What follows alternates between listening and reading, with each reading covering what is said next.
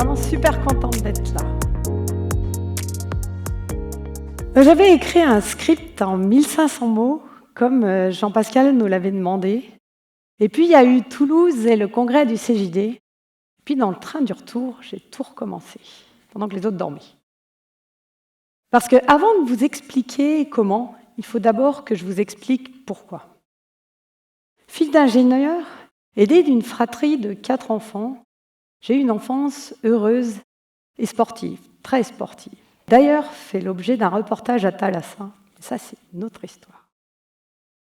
Donc, enfance heureuse et studieuse, ma route était toute tracée. Bac S à Poitiers, Maths Sup Maths P à Valence. Vous allez voir, j'aime bien les chiffres. École d'ingé à Bourges.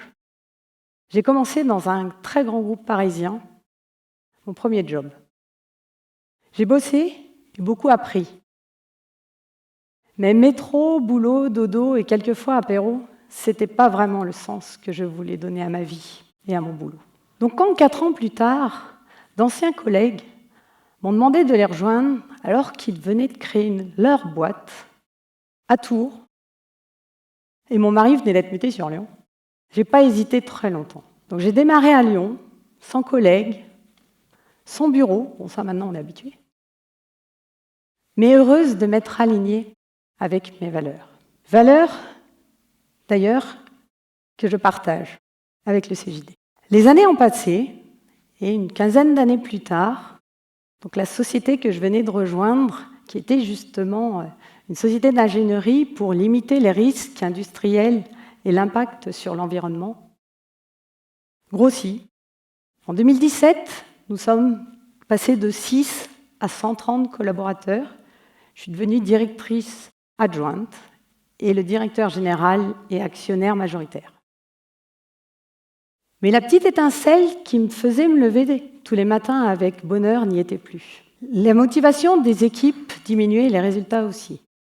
Je venais d'entrer au CJD et des valeurs comme transformons l'entreprise, l'homme au cœur de l'entreprise, croissance en conscience, valeurs, partage, résonnent en moi et les doutes apparaissent. Car pourquoi est-ce que le salarié lambda ne peut-il pas rentrer dans le capital de l'entreprise au moment où sa vie perso le permet et qu'il en a envie? Pourquoi est-ce qu'un salarié que nous venons d'embaucher peut-il pas participer aux décisions stratégiques de l'entreprise au même titre qu'un associé qui est là depuis plus de 20 ans? Pourquoi les richesses produites par tous au sein de l'entreprise ne sont-elles pas plus équitablement réparties au sein de l'entreprise? N'était-ce pas ça, mettre l'homme au cœur de l'entreprise? Et si cette société existait vraiment? Eh oui, et ce n'est pas un scoop. Effectivement, il existe un type de structure qui reprend ces gros principes. Il s'agit des SCOP, des sociétés coopératives et participatives. Elles existent depuis plus de 45 ans et aujourd'hui, il y en a environ 400 en France qui représentent presque 100 000 salariés. En plus de la gouvernance démocratique, ce type de structure a pour principe d'avoir des salariés associés à plus de 51%, et puis de disposer d'un pouvoir de décision sous le modèle « un salarié, une voix ». Et les bénéfices sont répartis équitablement, ou avec une clé de répartition qu'on définit après, avec 25% au minimum pour les salariés et 15% remise en réserve qui doit permettre le développement. Pour les dividendes, ce n'est pas une obligation. Alors qu'en 2019, un accident se produit au cours d'un séminaire de l'entreprise qui n'aurait dû être qu'un moment de joie et de partage, c'est le déclic. Avec un petit groupe de salariés qui est déjà bien au fait de la démarche, et l'URSCOP, l'Union régionale des SCOP, on décide, fin 2009, donc à l'aube du premier confinement, de lancer ce projet et de regarder la faisabilité en interne. Des centaines de visios, même parfois réalisées en intelligence collective, et ça, c'est pas si simple. On discute, on partage, et on vote à la majorité, article après article, les statuts de notre futur scope.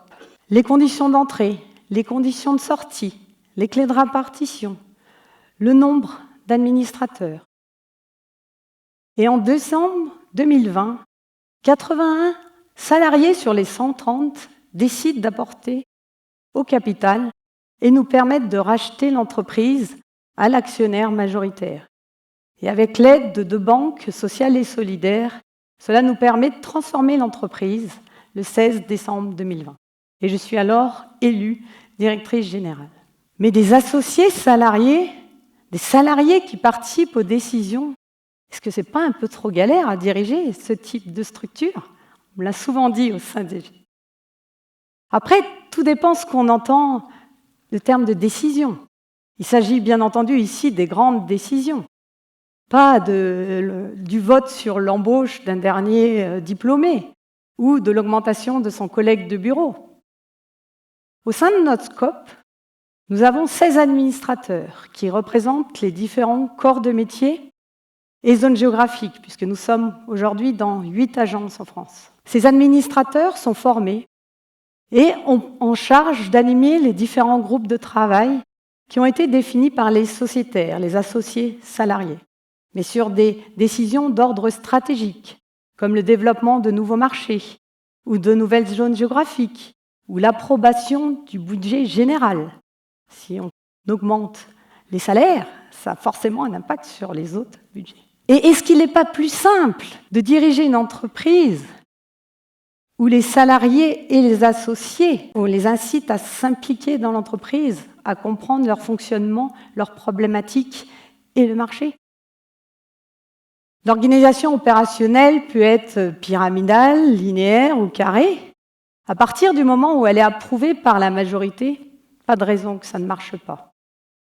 Et quel confort pour le dirigeant et gain en sérénité que de partager ses choix, ses peurs et ses doutes. En tout cas, pour nous, après 2 années très compliquées, on est en passe, en juin 2022, de réussir une des plus belles années qu'on a jamais fait depuis les 20 ans de la création de Neodim. Tout en garantissant aux salariés un équilibre de vie et au niveau de nos clients un taux de satisfaction qu'on n'a jamais aussi atteint. Savez-vous d'ailleurs que le taux de pérennité à 5 ans des entreprises Scope est de 8% supérieur à celui des autres sociétés? Et puis, d'après un dernier sondage, 79% des salariés interrogés ont envie un jour de travailler dans une Scope. Alors ça, c'est intéressant. Donc pour conclure, je vous dirais que le modèle Scope n'est pas un scoop. C'est une véritable alternative au modèle existant et il mérite d'être connu. Il a certes ses avantages et ses inconvénients pour les salariés, mais aussi pour les dirigeants tels que nous. Pour ma part, il m'a permis de rebondir au sein de mon entreprise, sans changer d'entreprise, et puis de me réaligner avec mes valeurs, celles qui sont aussi les valeurs du CJD. Je ne sais pas si ça marchera, mais en tout cas, j'aurais essayé. Osons transformer l'entreprise pour se réaligner avec ses valeurs. Merci.